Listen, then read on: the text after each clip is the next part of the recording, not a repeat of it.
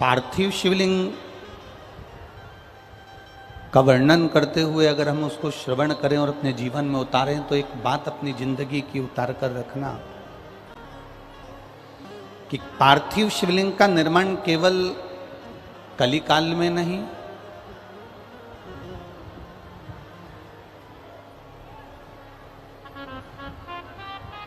पार्थिव शिवलिंग का निर्माण केवल कलिकाल में नहीं, पार्थिव शिवलिंग का निर्माण केवल द्वापर में नहीं, पार्थिव शिवलिंग का निर्माण केवल त्रेता में नहीं, पार्थिव शिवलिंग का निर्माण सतयुग और जितने युग निकलते चले गए, जितने युग आते चले गए, जाते चले गए, इन सभी युगों में पार्थिव शिवलिंग का निर्माण देवता करते रहे हैं। और केवल देव नहीं, देवता के साथ में गंधर्व हो, असुर हो, मनुष्य हो या संसार में निवास करने वाला एक साधारण से साधारण मानव क्यों ना हो, यह भी पार्थिव शिवलिंग का निर्माण करता रहा।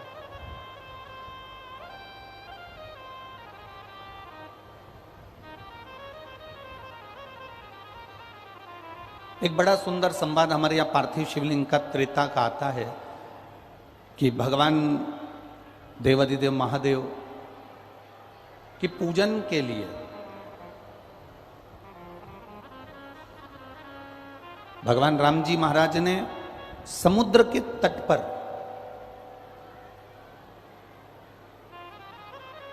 बैठकर एक बालू रेत का शिवलिंग का निर्माण किया और बालू रेत के शिवलिंग का निर्माण करा और उसका जो पूजन का क्रम प्रारंभ किया, ये मेरे राम जी ने संपूर्ण ब्रह्मांडवासियों को, संपूर्ण देशवासियों को, संपूर्ण सनातनियों को एक मार्ग प्रशस्त कर दिया कि पार्थिव शिवलिंग का निर्माण कर कर जब मेरे राम जी महाराज समुद्र को पार कर सकते हैं तो मेरे राम जी कहते हैं कि पार्थिव शिवलिंग का निर्माण कर कर इस भव सागर से भी पार हुआ जा सकता है। जब शरीर में ताप पड़ा और उसके शरीर को कंपन होने लगा, बुखार पड़ने लगा, शरीर को ताप होने लगा, बुखार पड़ने लगा, तब वो ठंड से कांपते हुए शरीर के ताप के कारण वो शंकर भगवान के एक शिवालय में प्रवेश कर गए। ये हमारी शिव महापुराण का कथा का महत्तम हमें वर्णन कर रहा है। शिव महापुराण की कथा का महत्तम हमसे कर रहा है।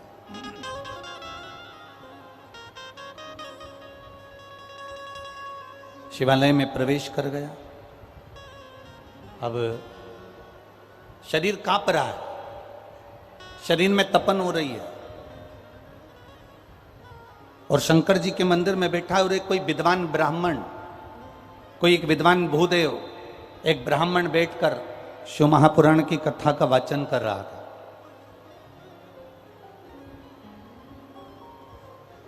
अब इसके शरीर में तो ताप पड़ा, इसके शरीर में तो कष्ट पड़ा, इसके शरीर में तो कष्ट हो रहा है और ये शिव जी के मंदिर में जाकर बैठ गया और भगवान शंकर के मंदिर में जब भगवान शिव का जय घोष हो रहा है, शिव महापुराण की कथा का वाचन हो रहा है, ब्राह्मण देवता बार बार आवाज लगाकर कर रहे हैं हर हर महादेव। जब ब्राह्मण बार बार हर हर महादेव कर रहे हैं, बार बार उच्चारण कर रहे हैं, बार बार कर रहे हैं, तो इसको कष्ट हो रहा है। अभी इससे पहले जो छत्तीसगढ़ की कथा थी उसमें हमने वर्णन किया था, छत्तीसगढ़ की कथा में आपको कहा था कि शरीर में ताप बढ़ता है तो भोजन छूट जाता है, शरीर में कष्ट बढ़ता है तो भोजन छूट जाता है, और जब हमारे घर में, हमारे अंदर पाप बढ़ता है तो भगवान का भजन छूट जाता है। फिर भगवान के भजन में हमारा मन नहीं लगता, भगवान की भक्ति में हमारा मन नहीं लगता, भगवान के स्मरण में हमारा मन नहीं लगता। आप रोज मंदिर जा रहे हैं, रोज शिवालय जा रहे हैं, रोज भगवान के मंदिर पहुंच रहे हैं, रोज भगवान की भक्ति में पहुंच रहे हैं, रोज देवादिदेव महादेव को एक लोटा जल समर्पित करने के लिए पहुंच रहे हैं। और जिस दिन हफ्ते में, 2 हफ्ते में, महीने में, 15 दिन में, जिस दिन 2, 4, 15 दिन में आप मंदिर ना जा पाए, किसी कारणवश आप मंदिर ना पहुंच पाए, शिव जी को एक लोटा जल ना चढ़ा पाए, भगवान शंकर का गुणगान ना कर पाए, जिस दिन आप भगवान की भक्ति में डूब ना पाए, उस दिन अपने आप में एक बैठकर विचार करना कि मैंने ऐसा कौन सा कर्म कर दिया कि आज मैं देवादिदेव महादेव का दर्शन नहीं कर पा रही हूं। मैंने कौन सा कर्म कर दिया जो मैं महादेव की कथा में नहीं पहुंच पा रही हूं।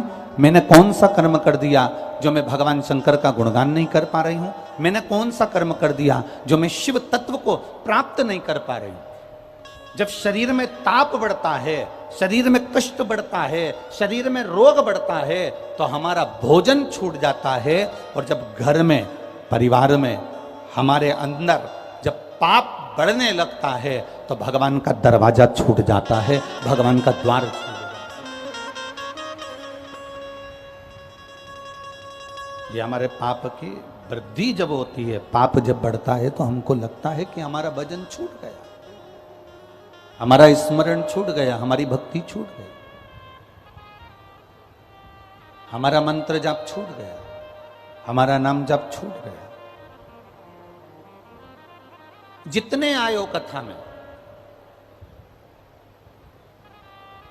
और जितने आस्था चैनल पर सुन रहे हो, और जितने पंडालों में, ये जितने पंडाल लगे हुए हैं, आप जितने पंडालों में भरे हुए बैठे हो, जितने आप कथा के पंडाल में बैठे हो, एक अनुभव करिएगा अपनी जिंदगी का, एक स्मरण करिएगा अपनी जिंदगी का।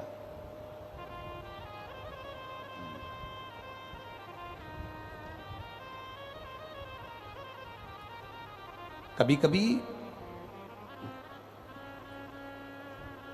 बहुत बड़ा एक्सीडेंट हो जाता है, और इस एक्सीडेंट में भी अगर आप बच गए, कभी कभी बहुत बड़ी बीमारी आ जाती है और उस बीमारी में भी आप संभल गए, कभी कभी बहुत बड़ा तकलीफ आ गई और उस तकलीफ से भी अगर आप निकल गए, तो आप ये अनुभव करिएगा कि ये आपने जो पूर्व में देवादिदेव महादेव को एक लोटा जल चढ़ाया है, जो भगवान शंकर का गुणगान किया है, जो पार्थिव शिवलिंग का निर्माण किया है, जो भगवान की तुमने आराधना करी है, ये उसका फल है जिसके कारण आज हम सुरक्षित बैठे हो। ये अनुभव अपने भीतर करिएगा कि ये उसकी कृपा से। अकाल मृत्यु वो मरे जो काम करे चंडाल का, और काल उसका क्या बिगाड़े जो भक्त हो महा। उसका काल बिगाड़ेगा।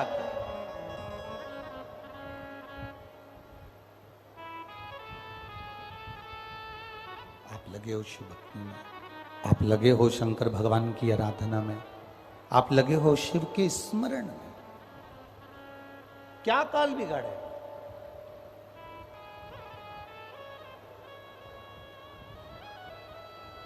शिव कथा कह रही है, भगवान शंकर का संवाद कह रहा है।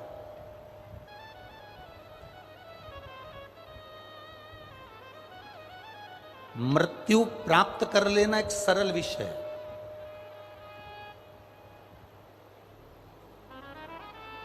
पर भजन कर कर, मंत्र जाप कर कर, भगवान की भक्ति को धारण कर कर अपने प्राणों को त्याग देना और मोक्ष पा लेना, ये एक अलग विषय है।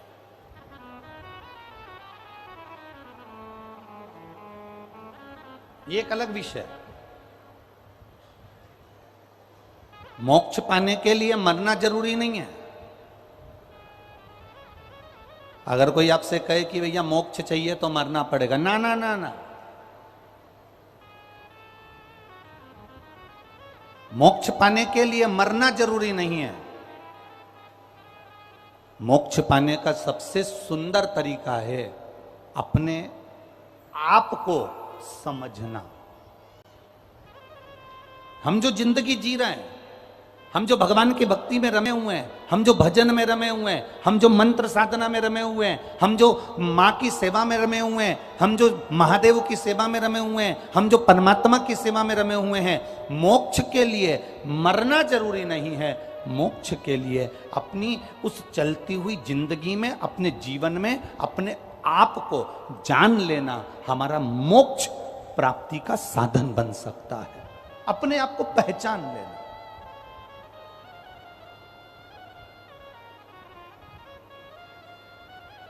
बचपन गया जाने दो, जवानी गई जाने दो, अधेड़ी गई जाने दो, पर जो बचा हुआ है हमारा बुढ़ापा, किसी की जवानी बची है, किसी की अधेड़ी बची है, किसी का बचपन बचा है, किसी का बुढ़ापा बचा है, हमें उसको साधना है।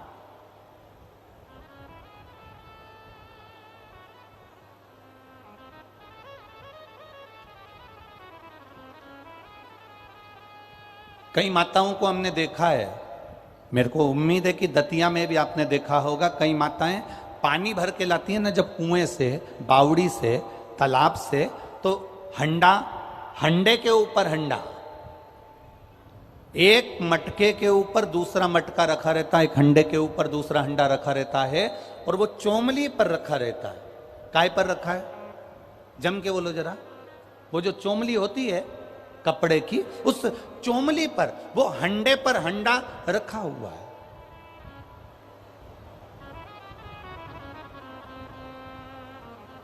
उसने वो हंडे को पकड़ा नहीं है।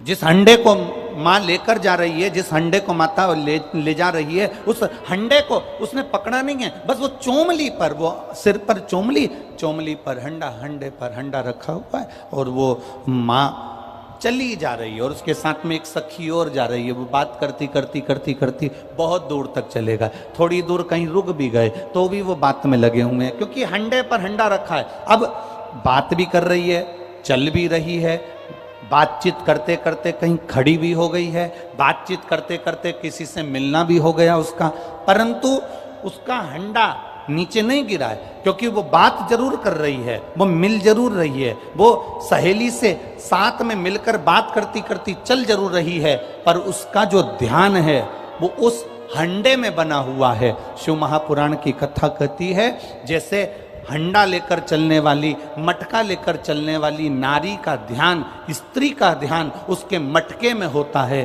उसके हंडे में होता है। शिव महापुराण की कथा कहती है, तुम कहीं पर भी रहो, दुकान में, व्यापार में, नौकरी में, सर्विस में, घर में, परिवार में, तुम्हारी मर्जी पड़े जहां रहो, पर शिव पुराण कहती है कि अपना ध्यान परमात्मा के चरणों में लगाकर चलना तो जिंदगी की सार्थकता।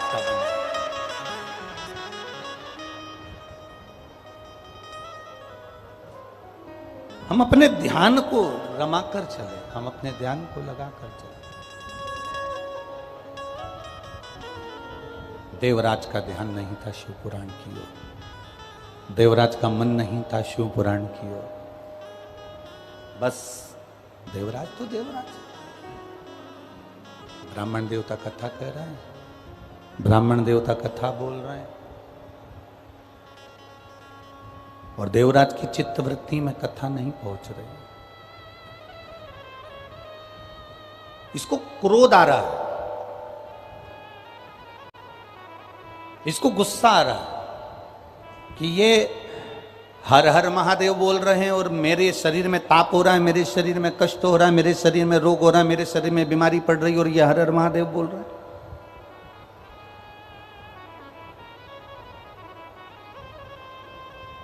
उठा देवराज और भवन से, मंदिर से बाहर निकल गया। मंदिर से बाहर, और मंदिर से बाहर जाकर बेलपत्री के वृक्ष के नीचे बस थोड़ी देर बैठा ही था। उतनी देर में देवराज के प्राण छूट गए, और देवराज को लेने के लिए देवाधिदेव महादेव नंदी को लेकर आए और देवराज को लेकर जाने लगे। तो देवराज के अंदर संशय उत्पन्न हो गया। देवराज के अंदर एक संशय उत्पन्न हुआ कि मैं पापी, मैंने पाप किया, मैंने जिंदगी में झूठ बोला, मैंने कपट करा, मैंने चोरी करी, मैंने बेईमानी करी। देवराज कह रहे हैं कि मैं पापी और मैंने ये सब गलत काम किए, उसके बाद भी मेरे प्राण छूटने पर भगवान देवाधिदेव महादेव, मेरे प्राण छूटने पर मेरे शंकर भगवान मुझे लेने के लिए आए। आखिर मैंने पुण्य करा तो करा कौन सा?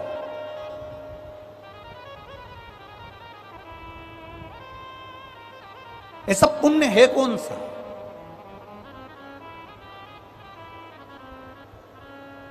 वो कौन सा पुण्य है जो मैंने भूल से कर दिया? वो कौन सा पुण्य है जो मेरी जिंदगी में हो गया? कभी आप भी अनुभव करना, दिन भर मोबाइल पर झूठ बोलते हो, दिन भर कहीं ना कहीं गलत काम हो जाता है, किसी ना किसी की निंदा हो जाती है, किसी ना किसी के लिए अपशब्द बोल जाते हो। एक बार कथा में हमने आप लोगों से कहा था, टीवी के माध्यम से आपने सुना होगा कि मोबाइल आया तो उसने बहुत सारी चीजों को समाप्त कर दिया। मोबाइल बहुत सारी चीजें,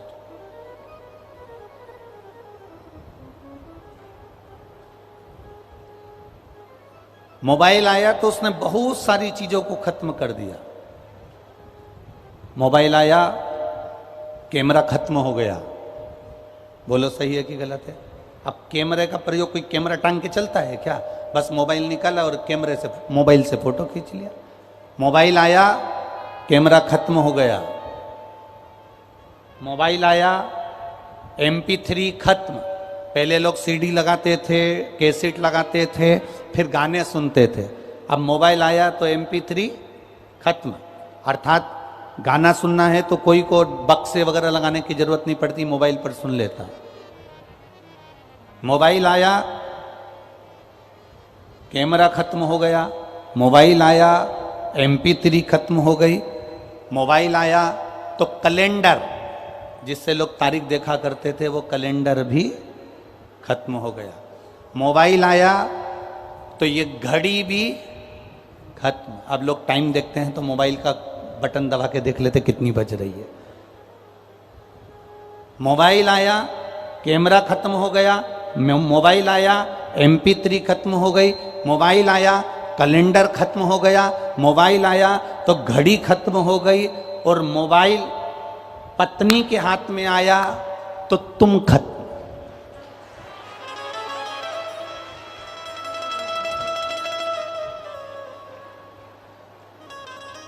केवल कैमरा खत्म नहीं हुआ है, केवल घड़ी खत्म नहीं हुई है, केवल कैलेंडर खत्म नहीं हुआ है, केवल MP3 खत्म नहीं हुआ है। जिस दिन भूल से अगर मोबाइल पत्नी के हाथ में आ गया, फिर तो दतिया वाली माता ही बचा ले तो बचा ले, तो बाकी के।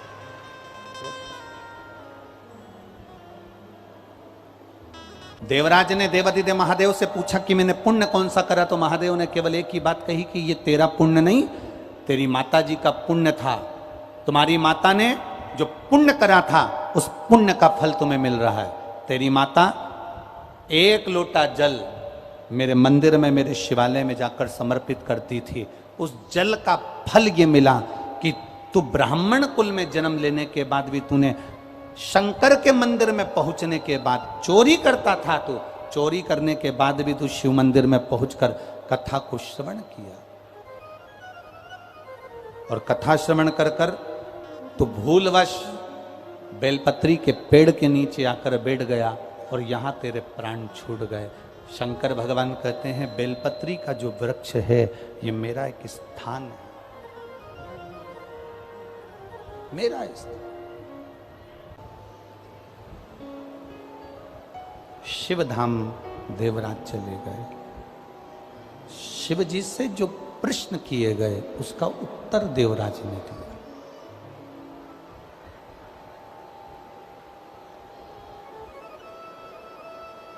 देवराज की जो माता जी थी, देवराज की जो माँ थी, उनका नियम बड़ा प्रबल था। एक नियम जब हम अपनी जिंदगी में लेकर चलते हैं तो उसका फल जरूर मिलता है। एक कोई सा भी नियम हमने अपनी जिंदगी में बना लिया कि हमको शिव जी के मंदिर जाना है, एक लोटा जल चढ़ाना है, या शंकर जी के मंदिर में जाकर झाड़ू लगाना है, पोछा लगाना है, या सेवा करना है, उसका फल जरूरी है। एक पत्र आया है, उस पत्र में उन्होंने वर्णन किया,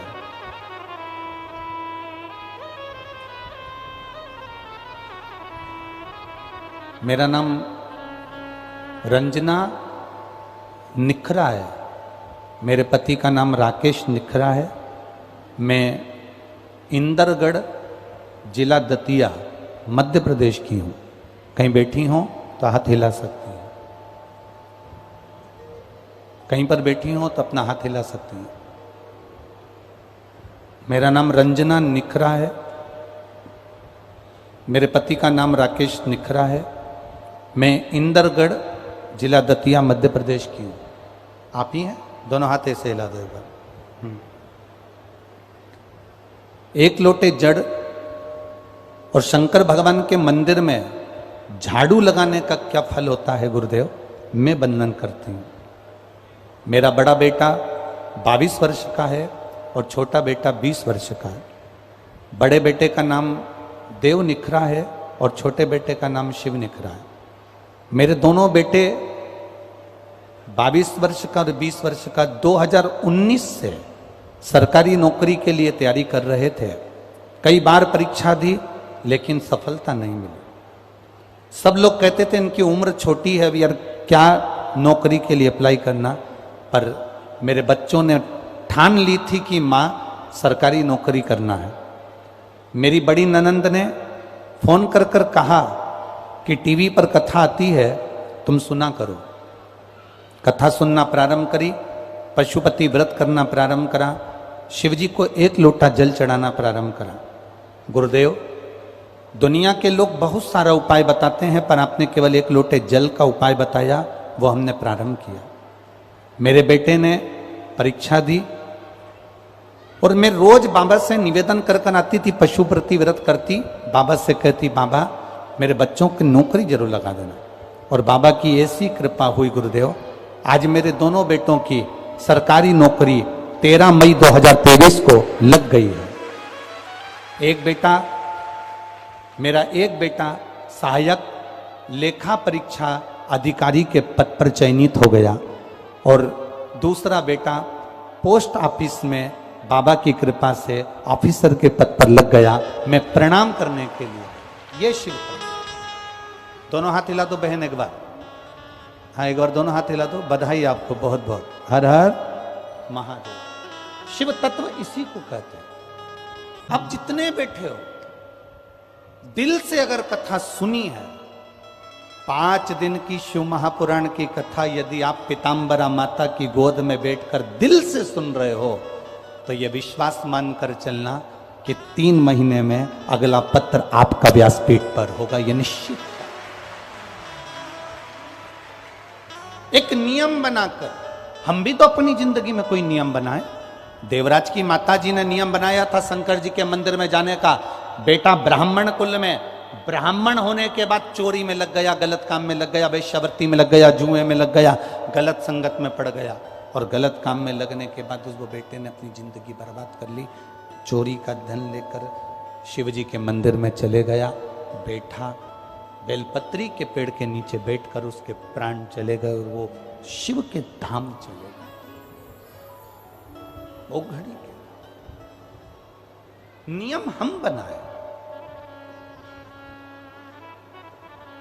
एक नियम हमारी जिंदगी में होना चाहिए।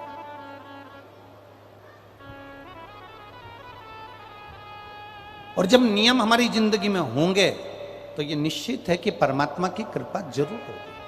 बोल बम का नारा है, इतने धीमे बोलोगे तो कल्याण तुम्हारा है। जरा दम के तो बोलो, बोल बम का नारा है।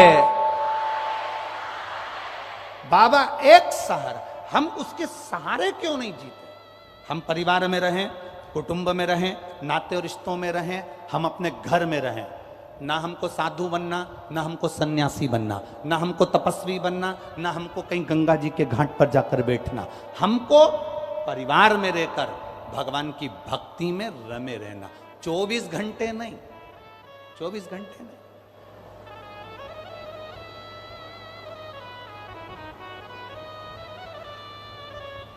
जितना समय मिले हमारे को उतना समय हम परमात्मा को।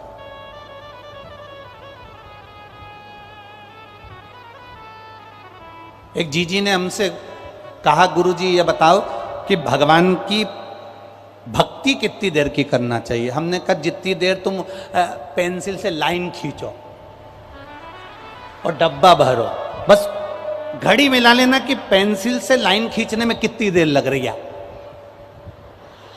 और डब्बा भरने में कितनी देर लग रही। उतनी देर भी अगर तुमने मुख से राम कह लिया, कृष्ण कह लिया, शिव कह लिया तो कल्याण हो गया। बस उतना भी कर लिया ना तो बहुत है।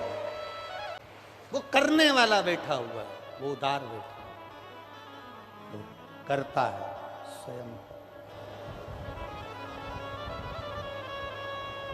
अब चित्त से स्मरण कर कर, हाँ ये जरूर है कि आपको गाड़ी वाला थोड़ा दूर उतार देगा, वहां से आप पैदल पैदल पैदल पैदल कथा के पंडाल तक चलेंगे। थोड़ा कष्ट जरूर होगा। जब मेरे भोलेनाथ जी सीहोर से चलकर यहां आ सकते हैं तो आप भी तो कथा के पंडाल तक आ सकते हो।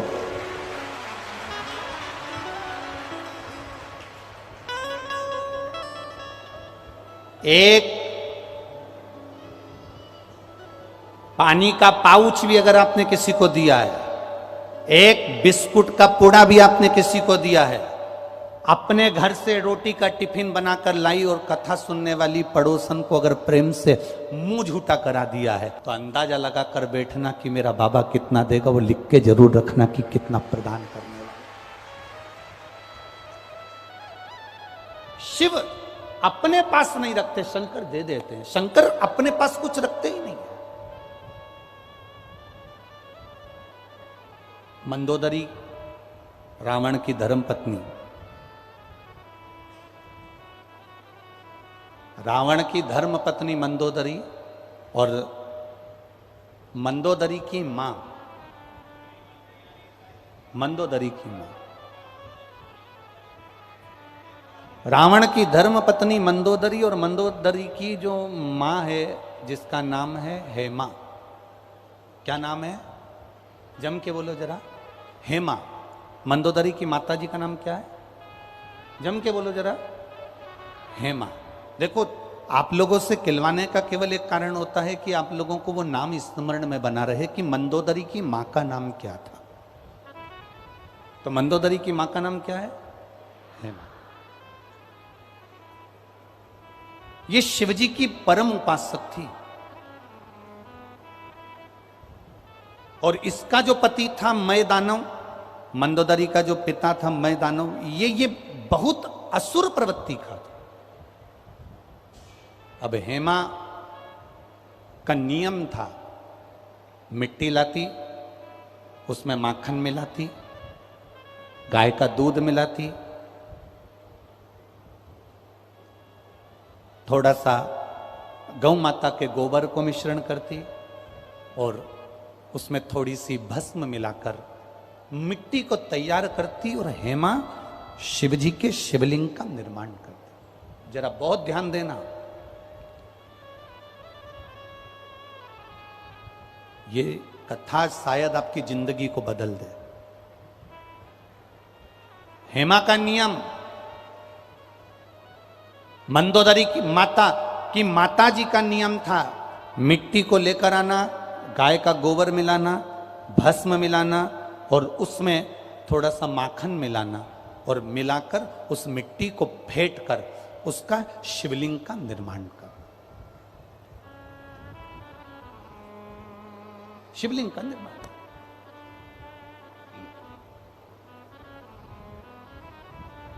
छोटी सी मंदोदरी, और मंदोदरी ने एक दिन अपनी माता जी से पूछ लिया था, मां अप्सरा थी हेमा?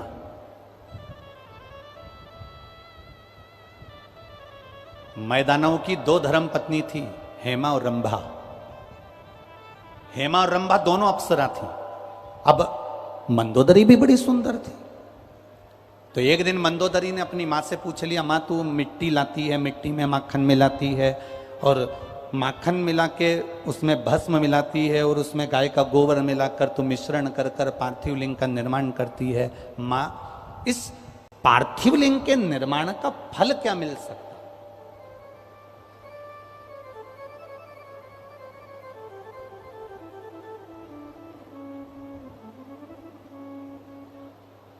पार्थिव लिंग के निर्माण का फल क्या मिल सकता है?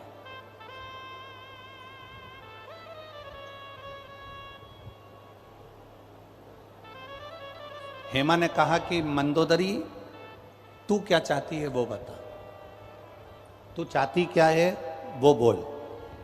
मंदोदरी ने कहा, मां, नारी और पुरुष ये दोनों का मंगल विवाह होता है। नारी पहले जाती है, पुरुष पहले जाता है, ये तो किसी को नहीं मालूम, जो भाग्य में लिखा होता है वो होता है। नारी पहले जाएगी कि पुरुष पहले जाएगा ये किसी को नहीं मालूम। मां, जो ललाट पर लिखा हुआ होता है, जो पूर्व का कर्म करा हुआ होता है, उसी के अनुसार पति पहले गया कि पत्नी पहले गई, ये ललाट पर जिसके जो लिखा होगा, जो कर्म की गति लिखी होगी वो उसके साथ होगा। पर मां, मैं इतना पूछना चाहती हूं, क्या नारी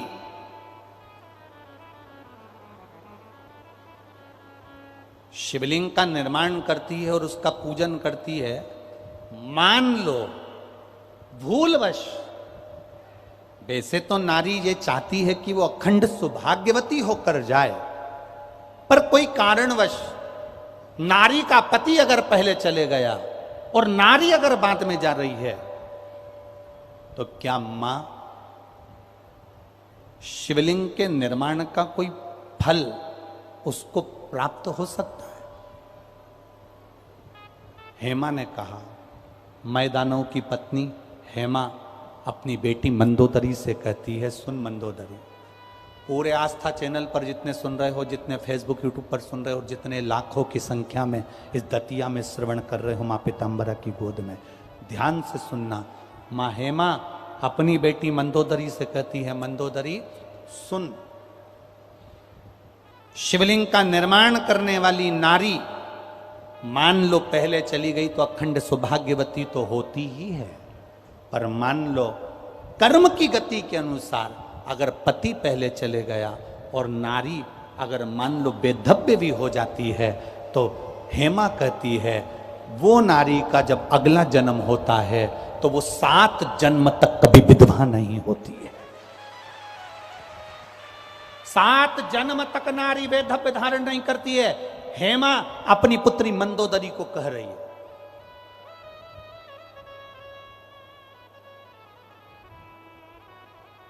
पंच कन्या में एक कन्या मंदोदरी है, जिसका ये संवाद, और यही संवाद मंदोदरी ने केवल अपने अंदर नहीं रखा। जब रावण ने मंदोदरी को पसंद करा और मंदोदरी ने अपनी माता से पार्थिव शिवलिंग के निर्माण का फल जान लिया, जब हेमा से पार्थिव शिवलिंग के पूजन के महत्व को मंदोदरी ने जान लिया, रावण के साथ उसकी शादी हो गई, चली गई वो लंका में। लंका में पहुंचने के बाद रावण सीता जी का हरण कर कर लेकर अशोक वाटिका में रख दिया।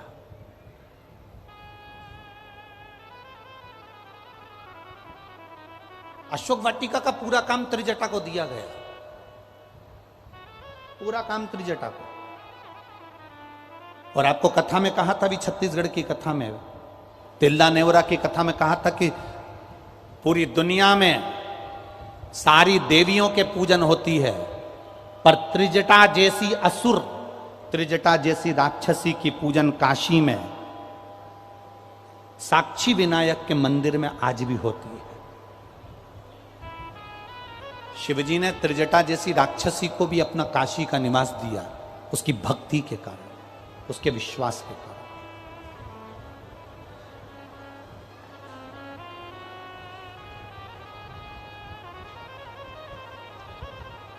सीता मैया को ले जाकर अशोक वाटिका में रखा। अब माता जानकी जी अशोक वाटिका में थी। एक बार त्रिजटा ने मंदोदरी से बात करा, ताई जी क्योंकि त्रिजटा विभीषण की लड़की थी, तो अपनी बड़ी मां से कह रही है, बड़ी मां से, बड़ी मां, जिस जानकी जी को, जिस सीता जी को बड़े पिताजी ताऊ जी जिसको लेकर अशोक वाटिका में रखे हैं, वो कोई साधारण सी स्त्री नहीं है मां, वो साधारण सी नारी नहीं है मां, वो नारी कोई सहज नहीं है मां। मंदोदरी ने त्रिजटा से कहा, मेरा मन है एक बार सीता जी का दर्शन करने का, एक बार मेरा मन है कि मैं जानकी का दर्शन करूं, सीता जी का दर्शन करूं। ठीक है मां, आप चलिए मेरे साथ, मैं माता जानकी का आपको दर्शन करा देती हूं। और त्रिजटा मंदोदरी को लेकर सीता जी के सामने पहुंच गई, और माता जानकी का दर्शन जब त्रिजटा ने, सीता जी का दर्शन मंदोदरी को कराया, मंदोदरी ने हाथ जोड़कर सीता जी से क्षमा मांगी, मेरा पति आपको बलपूर्वक खींचकर अशोक वाटिका में लाकर विराजमान कर दिया है, मैं क्षमा चाहती हूं, मेरा पति, उसने जो गलती करी मेरे को उसके लिए क्षमा मांग। जानकी जी ने कहा, कोई बात नहीं, सबकी अपनी अपनी कर्मगति होती है मंदोदरी, कोई बात। मंदोदरी ने कहा, मैं जिसकी आराधना करती हूं, आपसे निवेदन करना चाहती हूं कि उसकी आराधना आप भी करें। मंदोदरी कह रही है कि मैं जिसकी आराधना करती हूं उसकी आराधना आप भी करें, और जिस दिन आपकी आराधना का फल पूर्ण हो जाएगा, मेरे देवाधिदेव महादेव आपको स्वयं राम जी से एक बार मिलवा जरूर देंगे, ये निश्चित है। आपकी आराधना का फल जब पूर्ण हो जाता है, अभी आपको कहा कि मां पीतांबरा की गोद में बैठकर कथा सुन रहे हो, दतिया में बैठकर कथा सुन रहे हो, अधिक मास के महीने में कथा सुन रहे हो, श्रावण के महीने में कथा सुन रहे हो, ये आपकी भक्ति का बल जब प्रबल हो जाएगा। लोग कहते हैं, गुरु जी ऐसा शिव महापुराण में क्या है कि लोग पंडाल में बैठ के कथा सुनते हैं और उनके मनोरथ पूरे हो जाते हैं। शिव महापुराण में ऐसा, ये पत्र तो हम लोग बहुत कम पढ़ते हैं, ये जितने पढ़े हैं, अगर इन्हीं हम कहते हैं, मीडिया वालों को भी हमने कई बार कहा कि ये पत्रों में सबके मोबाइल नंबर है, इन पत्रों में सबके एड्रेस है, इन पत्रों में सबका पता लिखा हुआ है। आप कभी मौका मिले तो इन पत्रों को पढ़कर उनके घर भी जा सकते। एक पत्र और देखिए कितना सुंदर लिखा किसी ने।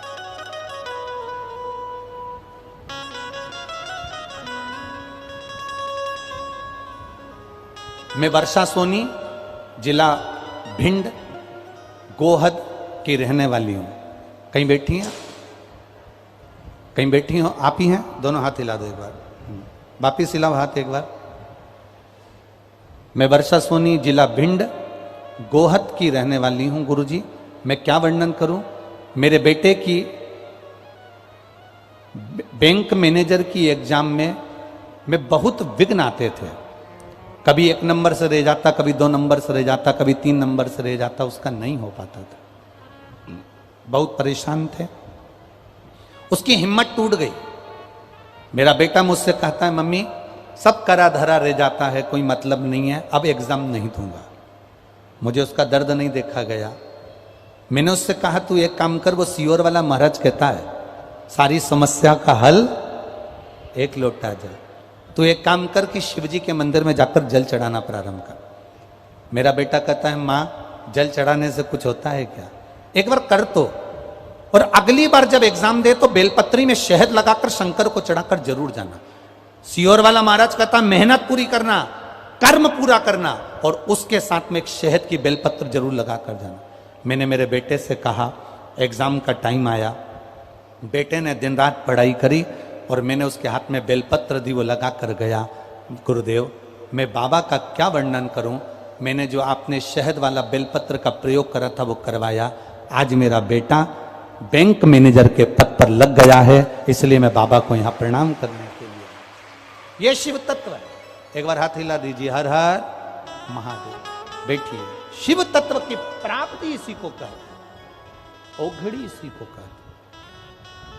ये दतिया वालों को, दतिया के निवासियों को, दतिया की भूमि को अगर मां पीतांबरा मिली है, दतिया की भूमि को मां ध्रुमावती मिली है, तो ये साधारण नहीं है। जो वनखंडेश्वर महादेव दतिया की भूमि पर विराजमान हैं, उनकी आराधना श्री स्वामी जी ने करी, उसका फल यहां पीतांबरा के रूप में मिला। शिव के बिना कुछ नहीं मिल सकता, शंकर के बिना कुछ नहीं है, कुछ भी नहीं। बद्रीनाथ हैं केदारनाथ के कारण, सोमनाथ हैं तो द्वारका है, रामेश्वरम है तो जगन्नाथ है। बिना शिव के कुछ नहीं। कपिलेश्वर महादेव हैं तो तिरुपति के बालाजी हैं, एक लिंग जी हैं तो नाथद्वारा के श्री जी बाबा हैं। बिना शिव का कुछ नहीं है, बिना शिव।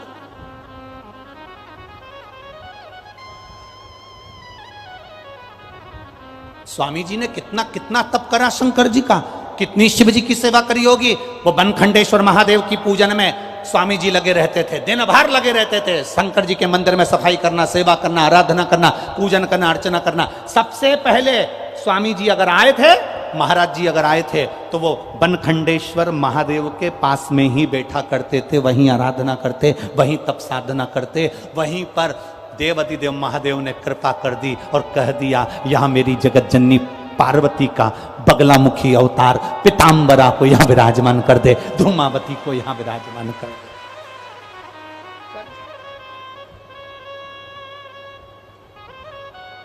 अरे भाग्यशाली हैं साहब, ये सहजता कहां, सरलता कहां।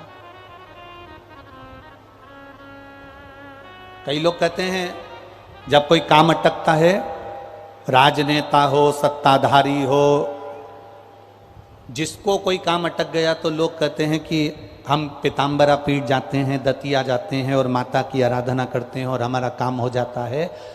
तो आखिर ऐसा गुरुजी पीतांबरा पीठ में ऐसा क्या है? उनसे कहना चाहूंगा, केवल पीतांबरा पीठ में केवल पीतांबरा अकेली नहीं है, शिव और शक्ति दोनों बैठे हैं, इसलिए कार्य सफल होता है। शंकर और सती स्वयं विराजमान है, मां पीतांबरा के साथ में मेरा देवाधिदेव महादेव भी विराजमान है, मेरा शिव साथ में बैठे।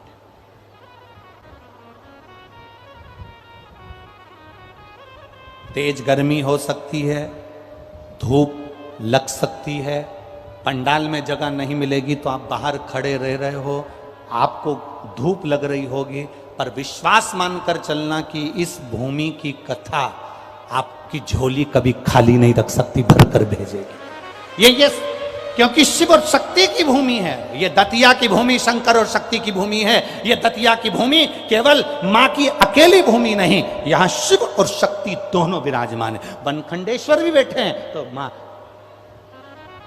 जगत जननी भी बैठी, खाली कहां।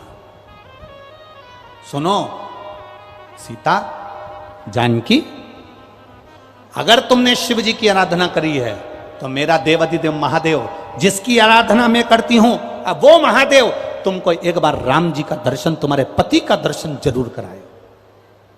तो सीता जी ने कहा मंदोदरी से कि रावण की कैद में मैं बंद हूं, राम जी अगर आएंगे तो मुझे लेने के लिए आएंगे और लेकर चले जाएंगे, विजय प्राप्त करेंगे और लेकर चले जाएंगे, युद्ध लड़ेंगे और लेकर चले जाएंगे, और आप कह रही हो कि उसके पहले राम जी का दर्शन हो जाएगा।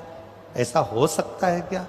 मंदोदरी मुस्कुराकर बोली, मेरी मां हेमा कहती थी पार्थिव लिंग का निर्माण करने पर, पूजन कर कर विसर्जन करने पर जो फल मिलता है वो साधारण नहीं मिलता है।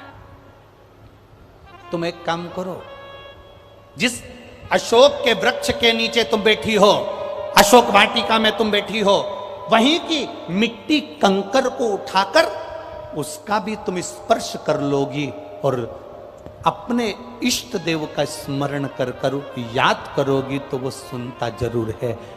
इसलिए कहते हैं कंकर में शंकर है, कंकर में शंकर। हमने पहले भी कथा में कहा, पूरे विश्व की भूमि को, पूरे विश्व की जमीन को, पूरे विश्व की भूमि को खोद कर देखिए, कोई मूर्ति मिले चाहे ना मिले, मेरा शंकर और कंकर उस भूमि में जरूर मिलेगा, ये निश्चितता मिलेगा। लोग कह रहे थे काशी में कितना लोगों ने कहा ये हमारी है, ये हमारी है, ये हमारी है। और जब रिसर्च वाले पहुंचे और चेक करने पहुंचे और सब पुरातत्व विभाग वाले पहुंचे और धीरे धीरे धीरे धीरे धीरे धीरे जब चेक करना प्रारंभ करा तो देवाधिदेव महादेव खुद प्रकट होकर कहते हैं कि ये ज्ञान वापी मेरी है। स्वयं शिव कह रहा है, स्वयं ओघड़दानी कह रहा है। शिव के जितने भक्त होते हैं, शंकर के जितने उपासक होते हैं, शंकर की आराधना करने वाले जितने होते हैं, शिव तत्व को प्राप्त करने वाले कितने होते हैं, वो सब ऐसे शंकर भगवान की चमक क्या कम है।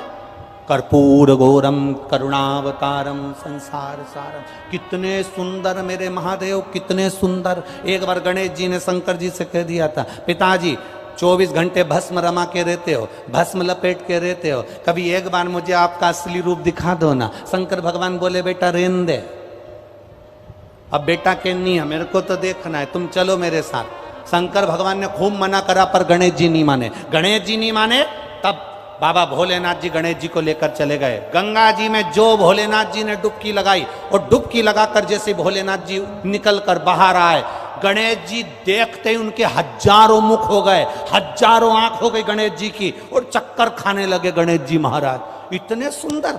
तुरंत गणेश जी ने शंकर जी के चरण पकड़कर कहा, तुम तो जैसे थे वैसे ही हो जाओ। शिव जी ने पूछा कैसे? भस्म लपेटो। अब शंकर भगवान भस्म नहीं लगा रहे, गणेश जी ने अपनी सूंड में भस्म भरकर भोलेनाथ जी पे छोड़ी, हाथ से शंकर भगवान को भस्म लगा रहा है भगवान गणेश जी। तो शंकर जी ने पूछा ऐसा क्यों कर रहा है? शंकर भगवान से गणेश जी महाराज बोले, आप बड़े सुंदर हो पर मेरी माता पार्वती से ज्यादा सुंदर हो, इसलिए मेरी माता से ज्यादा सुंदर मैं किसी को देख नहीं सकता, मेरी जान जल रही, इसलिए तुम वैसे ही हो जाओ जैसे थे। शिव जी वापिस वैसे ही हो गए भस्म रमा। कितने सुंदर है मेरे बाबा की कोई और। लक्ष्मी जी की माता जी, भगवान विष्णु जी की सासू जी ख्याति देवी, लक्ष्मी जी को शिव जी को देने वाली थी, मना कर दिया। सारी देवियां भगवान शंकर को प्राप्त होने वाली थी, शिव जी ने मना कर दिया, ना ना ना, इतने सुंदर है। कर्पूर गौरम करुणावतार, कितना सुंदर स्वरूप मेरे महादेव का, कितना सुंदर।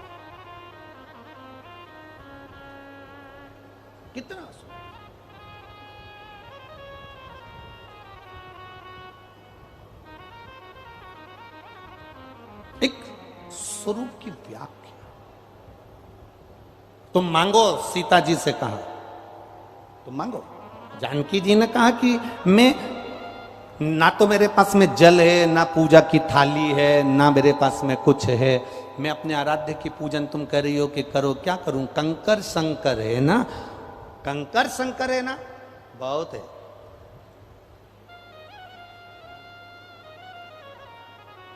ये इतने आप लोग कथा सुनने आए हो, यहाँ बैठ के जब कथा सुनकर जाओ तो सिर पे जिस रज पर आप बैठे हो, जिस जमीन पर आप बैठे हो, जिस आसन पर आप बैठे हो, उसकी रज थोड़ी सी सिर पर लगाकर जरूर जाया करो। इतने करोड़ों लाखों भक्तों में कोई शंकर का ऐसा भक्त आता है जिसके अंदर शिव समाया हुआ होता है, उसकी रज जमीन पर पड़ जाती है, हमारा कल्याण कर कर चली जाती है। कोई ऐसा आया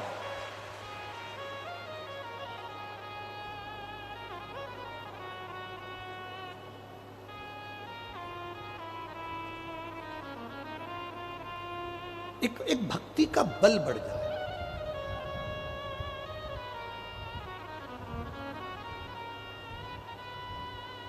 एक माँ ने लिखा है कि मेरे जीवन का मैं क्या वर्णन करूं कि मेरे घर में संतान नहीं थी और डॉक्टर ने कह दिया था कि तेरे गर्भाशय में गांठ है, गर्भाशय में गांठ है, संतान का सुख तेरे को जिंदगी भर पत्र में लिखा उसने, संतान का सुख तेरी जिंदगी में कभी नहीं मिलेगा, तेरे गर्भाशय में गांठ।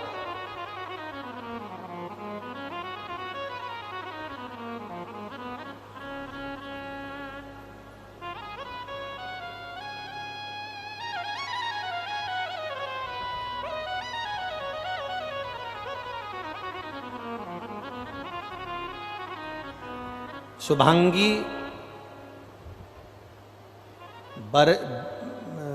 बरसैया छतरपुर मध्य प्रदेश से कहीं बैठी हैं। शुभांगी जी बरसिया छतरपुर मध्य प्रदेश से कहीं बैठी हो तो हाथ हिला सकती हैं शुभांगी जी। अगर कहीं बैठी हो, दिख गई क्या? ऐसा हाथ हिला दो, एक बार दिख जाओगी दीदी। हाँ ठीक है।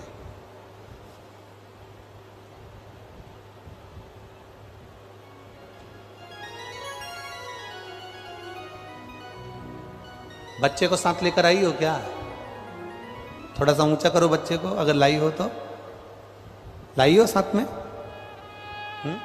नहीं लाए? कई साल हो गए थे गुरुजी, संतान का सुख नहीं था। डॉक्टर ने कह दिया था संतान का सुख नहीं है। बाबा की कृपा का क्या वर्णन करूं, मैंने पशुपति व्रत करना प्रारंभ कर दिया। सफेद आंकड़े की जड़ वाला प्रयोग करा। एक बार करा नहीं हुआ, दूसरी बार करा नहीं हुआ, सफेद आंकड़े की जड़ का प्रयोग तीसरी बार करा। बाबा की कृपा से 15 दिन बाद गर्भ ठहर गया, पर डॉक्टर का कहना था कि ये बच्चा ठीक नहीं है, इसको निकाल दो, क्योंकि तुम्हारे गर्भाशय में ठीक था नहीं। अल्ट्रासाउंड करवाया, डॉक्टर ने कह दिया बच्चा बेकार है, इसको निकाल दो। पर बाबा पर भरोसा कर कर शिव जी को जल चढ़ाकर आचमन करना प्रारंभ करा, एक बेलपत्री को खाना प्रारंभ करा। 9 महीने जैसे तैसे निकाला।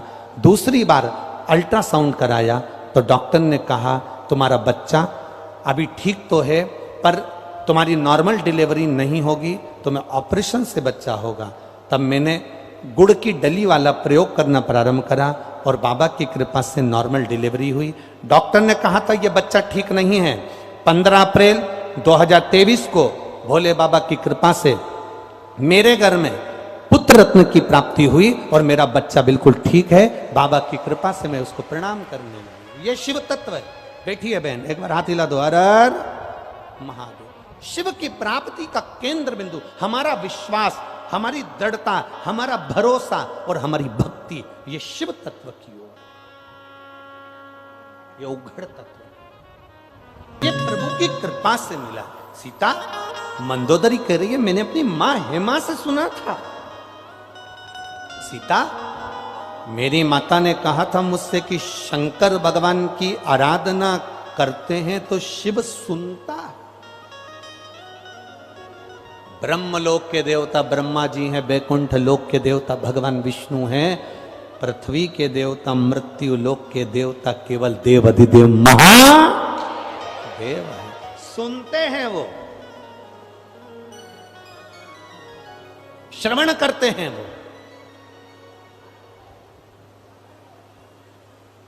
मेरे पास ना पूजा की थाली है, ना लोटा है, ना कलश है, ना मेरे पास में धूप बत्ती, ना अगरबत्ती, ना दिया, ना मेरे पास में कोई वस्तु। क्या शिव राजी हो जाएंगे? मंदोदरी ने सीता जी से कहा शंकर राजी हो जाएंगे बिना पूजा की थाली के, बिना पूजन के सामान के?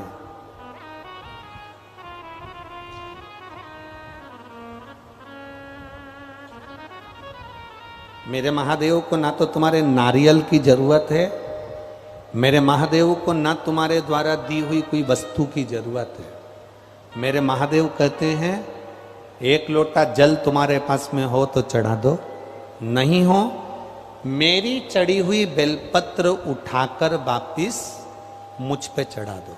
वो भी नहीं है मंदिर के बाहर से निकलते जाते जाते मुस्कुरा कर चले जाओ, वो भी नहीं हो मंदिर के शिखर का दर्शन कर कर चले जाओ, वो भी नहीं हो तो मेरा कोई भक्त शिव महापुराण की कथा सुनकर जा रहा हो, उसके मुख का दर्शन कर लो तो कल्याण हो जाए।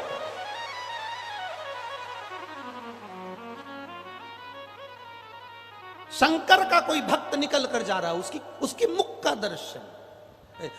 शिव महापुराण में लिखा है, विद्येश्वर संहिता में, शिव महापुराण के विद्येश्वर संहिता में लिखा है, श्री शिवाय नमस्तुभ्यम, बोलने वाले के मुख का दर्शन कर लिया जाए तो हजारों अश्वमेध यज्ञ का फल प्राप्त हो जाता है, मात्र उसके मुख का दर्शन कर लिया। विद्येश्वर संहिता शिव महापुराण में लिखा।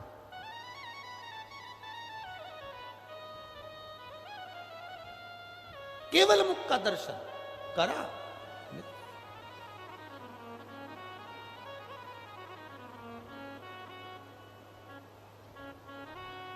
गर्भ में जो बच्चे मर जाते हैं, गर्भ से निकलकर जो बच्चे मर जाते हैं, अधोगति में जो बच्चे चले जाते हैं, इनकी जो गर्भ में मरे, अधोगति में मरे, कुंवारी अवस्था में मरे, जो कुंवारी अवस्था में मरते हैं, जिनकी शादी नहीं हुई और कुंवारे मर जाते हैं, इनके ना तो इनके लिए स्वर्ग होता है ना इनके लिए नरक होता है, ये बीच में लटकते रहते हैं। हम कई लड़का लड़कियों से कहते हैं, हम कई बेटा बेटियों से कहते हैं कि तुम ये प्रेम और स्नेह के जाल में आकर कि मैं मर जाऊंगी और मालूम पड़े उसके चक्कर में तुम कुंवारे मर गए। कभी शिव पुराण को अच्छे से पढ़ना कि ना तुम्हारे लिए स्वर्ग है ना तुम्हारे लिए नरक है, प्रेत की योनि में पड़े रहते हो। जो जीव कुंवारी अवस्था, स्वयं शिव पुराण में लिखा है, अर्जुन का बेटा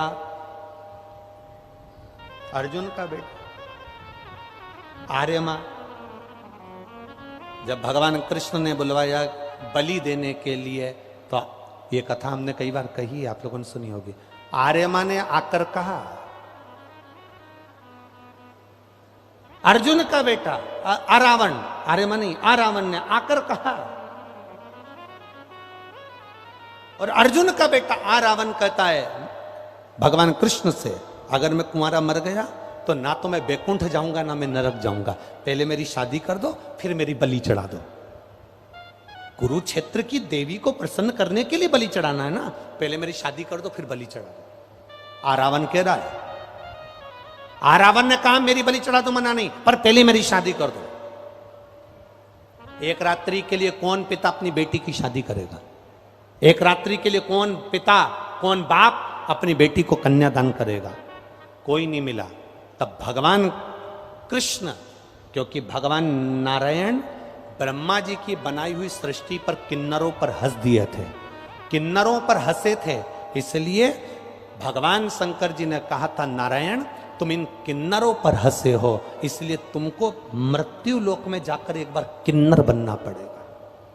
जब आरावण की मृत्यु का समय आया और उसको बलि देना थी, तब आरावण ने कहा मेरी शादी कर दो। भगवान ने सोचा शादी किससे करूं? अर्जुन नकुल सहदेव पूरी रात लड़की ढूंढते रहे, नहीं मिली। तब भगवान कृष्ण किन्नर बने और भगवान कृष्ण की शादी आरावण के साथ में हुई। आज भी किन्नर की शादी होती है इसलिए वो मंगलसूत्र पहनते हैं, आज भी किन्नर की शादी होती है इसलिए मांग भरते हैं, आज भी किन्नर की शादी होती है इसलिए पांव में बिछुड़ी पहनते हैं। और शादी होती किसके साथ है? जिसके साथ भगवान कृष्ण की शादी हुई, आरावण के साथ। किन्नर की शादी भी आज भी आरावण के साथ, एक घड़े के साथ होती है। आरावण के साथ भगवान कृष्ण की शादी करना पड़े। कुंवारा मरने वाले को ना तो स्वर्ग मिलता है ना नरक मिलता है।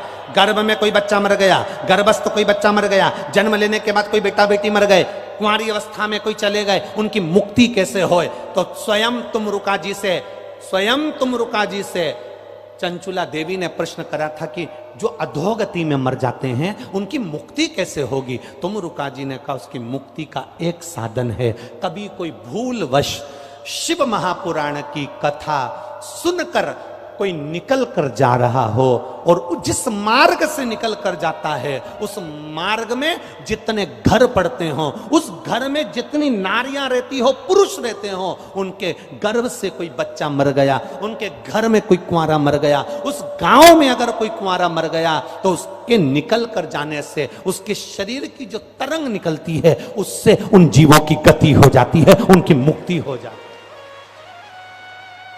अब आप लोग इतनी संख्या में कथा सुनने के लिए आए हो, यहां से जाओगे, ऑटो में बैठोगे, गाड़ी में बैठकर अपने गांव, अपने घर, अपने मोहल्ले, अपनी कॉलोनी में जाओगे। आसपास में तुमको नहीं मालूम कि किसके गर्भ में बच्चा शांत हो गया, कौन कुंवारा मर गया, कौन एक्सीडेंट से मर गया, कौन कैसा मर गया, पर तुम्हारे जाने ही से, तुम्हारे शरीर की तरंग से, शिव महापुराण की कथा सुनकर जब जाते हो, तुम्हारे शरीर की तरंग से जीवों का कल्याण हो जाता है। अब लाखों की संख्या में आप आए हो तो ना जाने कितनों का कल्याण तुम करते हुए चले जाओगे। ये पुण्य तुम्हारे खाते में आया, ये पुण्य तुम्हारे खाते में पहुंच गया। मंदोदरी ने कहा, मेरी अपनी माँ से पूछा, सुना था कि शंकर की आराधना के लिए कुछ भी नहीं हो तो बस उसको याद कर लो, उसका स्मरण कर लो, बोल बम का नारा है बाबा एक सहारा है, उसका स्मरण, उसका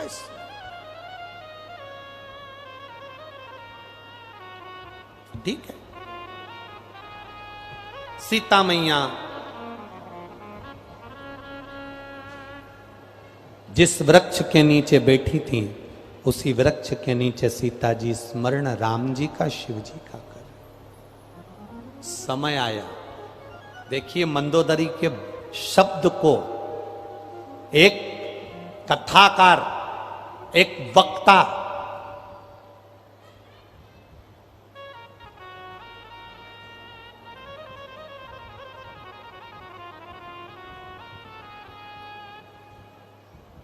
वक्ता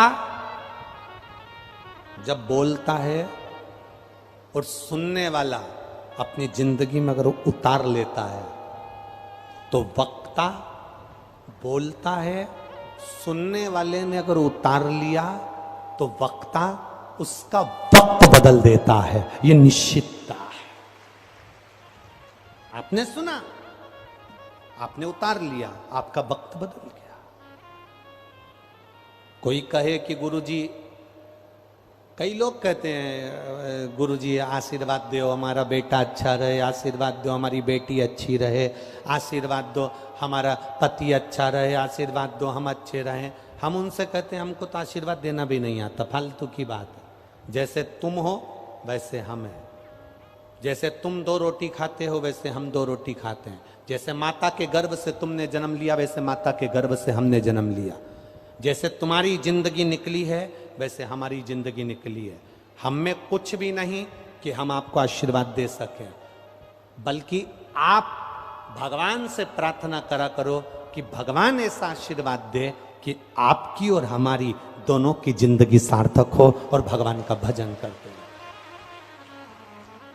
हमारे पास में कोई भभूतिन या बेल या चमत्कार हमारे पास में नहीं है, हमारे पास में तो केवल ये शंकर कंकर शिव जी का नाम है।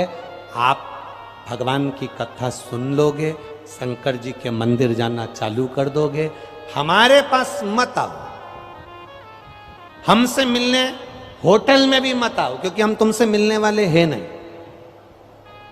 फालतू की बात है। कोई कहे किसी और वाले महाराज जी से मिला दो, उनसे हमारा ये काम कर, ना ना ना, हमारे पास मिलने भी मत आओ। हम जिसका भजन कर रहे हैं, जिस देवाधिदेव महादेव को हम भजते हैं, उस देवाधिदेव महादेव को तुम भी भजते रहो, कल्याण निश्चित हो जाएगा। भजन करो,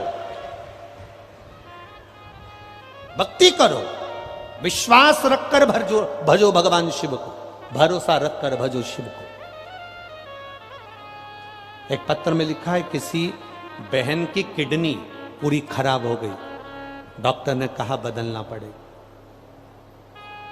डॉक्टर कह रहा बदलो, उस बहन ने भी संकल्प ले लिया, डॉक्टर साहब आप गोली दीजिए, दवाई दीजिए। डायलिसिस चल रहा था और उसने संकल्प लिया कि शंकर जी पे चढ़ा हुआ पानी जब तक नहीं पीऊंगी तब तक सुबेरे मुख भी नहीं धो। उसके घर के लोग नहा के मंदिर जाते, जल ला कर देते, हाथ में जल डालकर श्री शिवाय नमस्तुभ्यम बोलकर आचमन कर लेती है, पत्र में आचमन कर लेती है। उसकी किडनी दूसरी बार जांच कराने के लिए जब वो ग्वालियर गई तो उसकी किडनी ने काम करना प्रारंभ कर दिया। ये शिव भक्ति है, ये औघड़ी है, ये शंकर। भजन को बढ़ाइए, आपके भक्ति को बढ़ाओ, आपके स्मरण को बढ़ाओ, आपके अपने भीतर के बल को बढ़ाने का प्रयास करो। शिव तत्व कह रहा है, भगवान शंकर की कथा कह रही है। सीता जी से कहा, मंदोदरी ने, सीता जी ने उस दिन से कंकर शंकर मानकर भगवान का स्मरण किया। समय आया, राम जी पहुंच गए समुद्र के किनारे। समुद्र को पार करना था। हनुमान जी से कहा कोई विद्वान पंडित लेकर आओ जो यहां शिवलिंग की पूजन करा, पार्थिव शिवलिंग की पूजन करा, उसके विद्वान ब्राह्मण ला। हनुमान जी ने जामवंत से पूछा कि विद्वान पंडित कौन है। जामवंत बोला, मेरी निगाह में तो केवल एक ही विद्वान है जो लंका के अंदर रहता है, लंका का राजा रावण। विद्वान तो इतने में हनुमान जी हंसकर बोले, वो तो वो आएगा यहां पूजन कराने के लिए, तुम्हारी मति मारी गई है।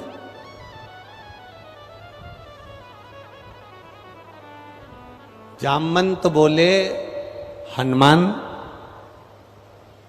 वो नहीं आएगा, मैं जानता हूं, पर उसकी जो धर्म पत्नी है ना मंदोदरी, वो पत्नी नहीं है, वो धर्म पत्नी है।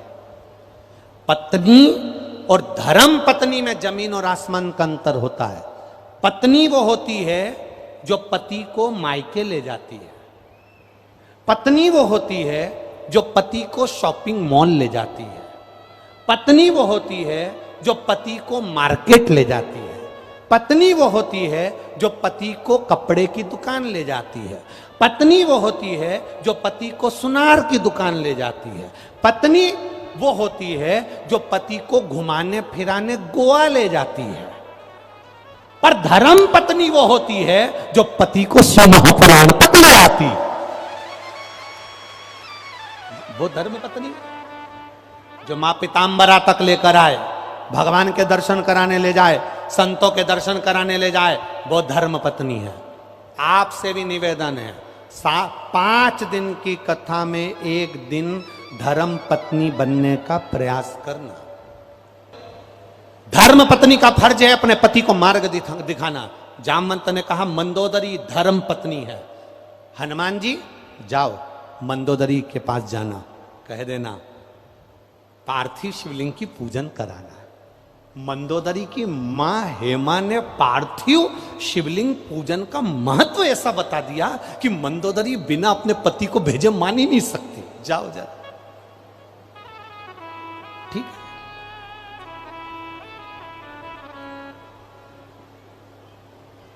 चले जाओ जाओ। हनुमान जी गए मंदोदरी के पास में। मंदोदरी हनुमान जी को देखकर आश्चर्य में पड़ी, क्यों रे बानर, तू मेरी लंका में आग लगा कर गया था। हनुमान जी बोले, मां मैंने ही आग लगाई थी। दुनिया के लोग कहते हैं मैंने आग लगाई, पर मां ईमानदारी से बोलूं, मेरी पूंछ में कपड़ा भी रावण ने बनवाया था, तेल भी रावण ने डाला था, आग भी रावण ने लगाई थी, फिर ये लंका कैसे जल गई? मां आपका बेटा है ना मेघनाथ, अक्षय, ये मेघनाथ ने ऊपर आवाज लगाकर कहा, मेघो बरसो, लंका जलना नहीं चाहिए। मैं पवन का बेटा हूं, मैंने भी आवाज लगाई, पिताजी वो पानी बरसा रहे हैं, तुम हवा चला दो।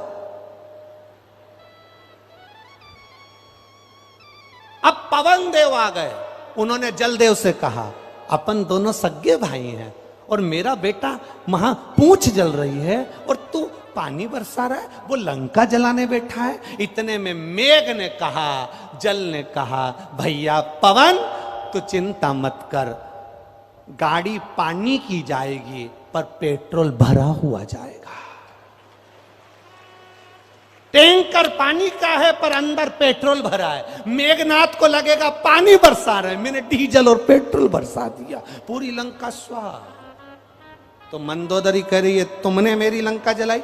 हनुमान जी बोले मेरी कहां सामर्थ्य था जो मैं लंका जला सकूं, ये मेरा कुछ भी नहीं है, ये तो सब उसकी कृपा है। क्या चाहते हो?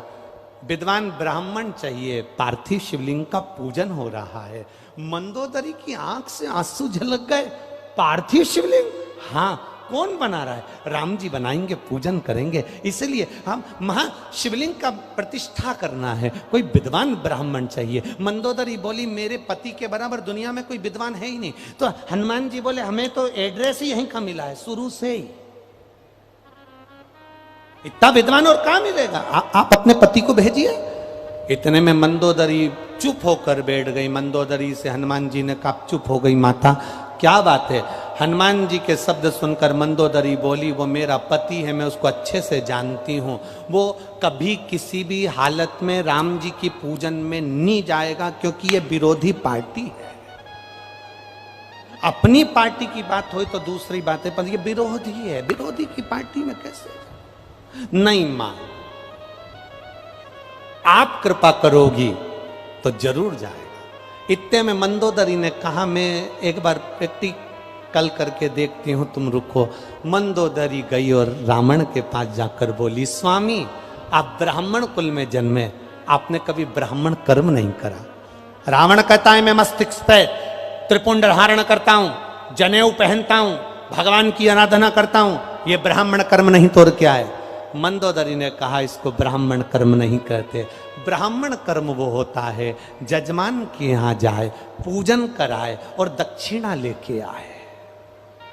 रावण बोला मंदोदरी अपने यहां कुछ कमी पड़ रही है जो दक्षिणा मंगवाने के लिए मुझे भेज रही है?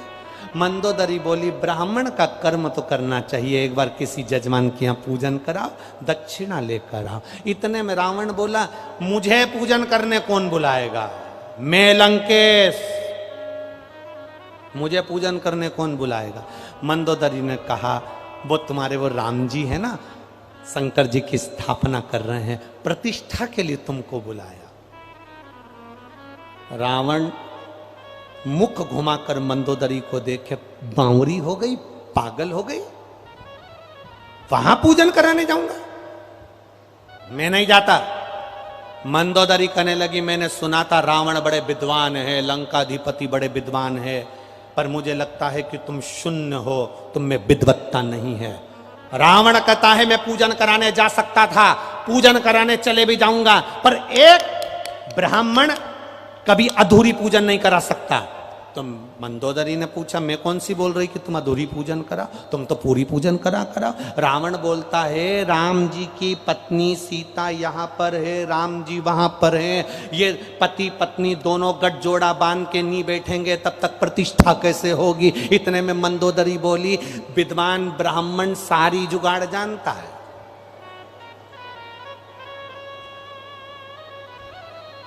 लोग कहते हैं जब गर्भ में बच्चा रहता है तो नारियल दे के पूजन में बिठा देते हैं, सुपारी दे के बिठा देते हैं, तो तुम भी तो कुछ करो। रावण ने कहा सीता को राम जी के पास जाना पड़ेगा और वहां बैठकर पूजन करना पड़ेगी। अब सीता जा सकती है क्या? मंदोदरी कहने लगी उसकी जवाबदारी मेरी है, तुम तैयारी करो। रावण ने सिर के मुकुट को जमीन पर रखा, क्योंकि राम से मिलने के लिए अहंकार का मुकुट नीचे रखना पड़ता है, इसलिए जमीन पर रखकर चला। मंदोदरी ने सीता जी से कहा चलो मेरे साथ। डोली सजाई, सीता जी को साथ लिया, लंकाधिपति रावण के साक्षी में, हनुमान की साक्षी में सीता जी राम जी के पास पहुंच गई। सीता जी जैसे ही राम जी के सम्मुख में बैठी, गठजोड़ा बांधते से ही रावण ने तुरंत कहा मुहूर्त अच्छा चल रहा है, बताओ शिवलिंग की प्राण प्रतिष्ठा करना है, शिवलिंग क्या तुम्हारे पास में है? क्या तुम्हारे पास शिवलिंग है? राम जी ने हनुमान जी से कहा, जाओ हनुमान, कैलाश पर जाना, देवादिदेव महादेव से कहना कि तुम्हारा ज्योति स्वरूप लिंग दे दीजिए, ज्योतिर्लिंग दे दीजिए। जाओ। हनुमान जी कैलाश पर पहुंच गए और कैलाश पर जब हनुमान जी पहुंचे तो वहां देखा तो शंकर जी गायब थे, मिल ही नहीं रहे थे। अब शंकर को शंकर ढूंढ रहे हैं, हनुमान जी भी शंकर और भोलेनाथ भी शंकर, नहीं मिल, ढूंढ रहे हैं। हनुमान जी वहीं बैठ गए, आएंगे कभी तो आएंगे। शिव जी आए, पूछा क्या चाहिए? आपका ज्योतिर्स्वरूप चाहिए। शंकर भगवान ने अपना शिवलिंग दे दिया, ले जाओ। हनुमान जी को आने में देरी हो रही, लंका का राजा रावण बोल रहा है पूजन चालू करना, जल्दी करो जल्दी करो जल्दी करो। मंदोदरी पीछे बैठी थी, उस मंदोदरी ने सीता जी से कह दिया, और ये सीता बना पार्थिव शिवलिंग। सीता जी ने कहा मेरे पति ने हनुमान जी को भेजा है शिवलिंग लेने के लिए। मुहूर्त निकल रहा है, रावण कहने लगे एक क्षण बच्चा है।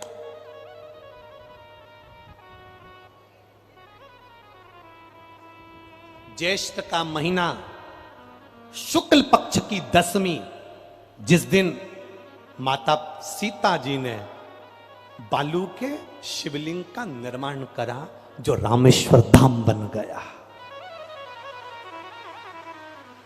शिवलिंग का निर्माण करा। रावण ने देखा मुहूर्त निकल रहा है, जल्दी पूजन करो जल्दी पूजन करो। हनुमान जी को आने में देरी थी, पूजन चालू हो गई। पूजन चालू हुई, पूजन होने के बाद में हनुमान जी आ गए। हनुमान जी ने कहा मैं शिवलिंग लाए और आपने पूजन कर दी, थोड़ा इंतजार तो करते। राम जी बोले ये रावण कह रहा था कि विद्वान पंडित जी कह रहे थे कि मुहूर्त निकल रहा है, इसलिए कर दी। अब हनुमान जी बोले मैं ये शिवलिंग का क्या करूं, कुछ भी करो, इस शिवलिंग को तो मैं यहीं पे रखूंगा। तो इतने में तुरंत राम जी ने कहा तेरी मर्जी हो तो ये सीता जी ने जो शिवलिंग बनाया है बालू रेत का पार्थिव शिवलिंग, इसको हटा दे, तेरा शिवलिंग रख दे।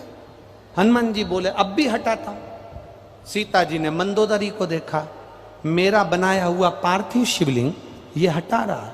मंदोदरी बोली मेरी मां हेमा ने कहा था शिवलिंग जब स्त्री बनाती है, शिवलिंग जब पुरुष बनाता है, तो शिवलिंग बनाते समय उसके शरीर का जो तेज पुंज है वो शिवलिंग में आ जाता है। सीता तूने जितनी भजन करा होगा, तेरा तेज पुंज इस शिवलिंग में आ गया, तो चिंता मत कर, हनुमान को अपना दम लगान दे। हनुमान जी ने अपनी पूंछ से सीता जी के बनाए हुए शिवलिंग को लपेट लिया, खींचना चालू करा, क्योंकि खींचने वाला भी महादेव था और बैठा भी महादेव था, उठ ही नहीं रहा। खींचने वाला भी शिव। हनुमान कौन? शंकर सुवन केसरी। हनुमान कौन? शिव। खींचने वाला भी शिव है, जमकर बैठा हुआ भी शिव है। सीता जी मंदोदरी से बोली मेरा बनाया शिवलिंग कहीं मिट ना जाए। मंदोदरी बोली मेरी मां ने कहा है पार्थिव शिवलिंग ऐसे ही नहीं बन जाता, जो बनाता है उसका भाग्य भी बनता है, और जो शिवलिंग बना है उसमें उसका तेज आ जाता है, ऐसे नहीं हट सकता। कोई साधारण है पार्थिव शिवलिंग? सावन के महीने में जितने लोग पार्थिव शिवलिंग का निर्माण करते हैं, सावन के महीने में जितने लोग पार्थिव शिवलिंग बनाकर पूजन करते हैं, कोई सहजता नहीं है। करोड़ों करोड़ों पुण्य हमारे जीवन के प्राप्त हो जाते हैं, तब शिवलिंग बनता है। हनुमान जी ने पूंछ लपेटी और रामेश्वर का जो शिवलिंग बना था, सीता जी ने उसको खींचा, शिवलिंग हिला नहीं, शिवलिंग नहीं हिला। खींच रहे हैं, नहीं हिलता। हनुमान जी मौन होकर बैठ गए। राम जी ने पूछा क्या हो गया? हिल ही नहीं रहा। सीता जी मंदोदरी को देखी, मंदोदरी बोली चुप बैठो, ये महादेव है, साधारण नहीं है। लोगों को बालू रेत लगती है, लोगों को कंकर लगता है, लोगों को पार्थिव लगता है, पर मंदोदरी कहती है मेरी मां ने कहा था ये पार्थिव नहीं है, बनाने वाला भी शिव है और बनने वाला भी शिव है, साधारण नहीं हो सकता। यहां बैठकर आप लोग करोड़ों शिवलिंग का निर्माण 5 दिन में करोगे। करोड़ों, जब करोड़ों शिवलिंग का निर्माण करोगे तो बनाने वाला भी महादेव होगा और बनने वाला भी महादेव होगा। आप जब शिवलिंग का स्पर्श कर कर, हमने कई बार कहा है, जब आप लोग शिवरात्रि पर शिवलिंग बनाते हो, सावन के महीने में सोमवार को शिवलिंग बनाते हो, सावन के महीने में शिवलिंग बनाते हो, अधिक मास में शिवलिंग बनाते हो, हम कई लोगों को पहले भी कहे, आज भी कहते हैं, महाराज आप अपने हाथ से शिवलिंग बनाओ। ब्राह्मण देवता तो कहेंगे लाओ मैं बना देता हूं, नहीं, आप अपने हाथ से बनाओ। क्यों? ये सारी जो भाग्य की रेखा है ना, जब शिवलिंग बनाते हो, हमारे हाथ की जो बेकार रेखा है, दुख की रेखा है, हमारी कहीं बेकार किस्मत की रेखाएं होती हैं, शिवलिंग बनाते समय वो रेखाएं भी श्रेष्ठ हो जाती हैं और हमारा भाग्य बदल देती हैं। हनुमान जी नहीं उठा पाए, राम जी से कहा आप कृपा करिए। शिव जी की कृपा का भाव देखिए। राम जी ने कहा तुम चिंता मत करो हनुमान, तुम्हारा लाया हुआ शिवलिंग सीता जी के बनाए हुए शिवलिंग के पास में ही रखूंगा। सीता जी का जो शिवलिंग, सीता जी ने पार्थिव शिवलिंग जो बनाया और लंकाधिपति रावण ने जो पूजन कराई, इसको लोग रामेश्वरम कहेंगे। और हनुमान तुम जिस शिवलिंग को लेकर आए हो, इसको हनुमतेश्वर कहेंगे। सुनो हनुमान, रामेश्वरम की पूजन करने वाला जो हनुमतेश्वर शिवलिंग का दर्शन नहीं करेगा, उस पर जल नहीं चढ़ाएगा, समझ लेना उसने जिंदगी में कभी किसी ज्योतिर्लिंग का दर्शन ही नहीं करा, उसका पुण्य विफल हो जाएगा। इसलिए तुम्हारे बनाए लाए हुए शिवलिंग का दर्शन मूल रहेगा।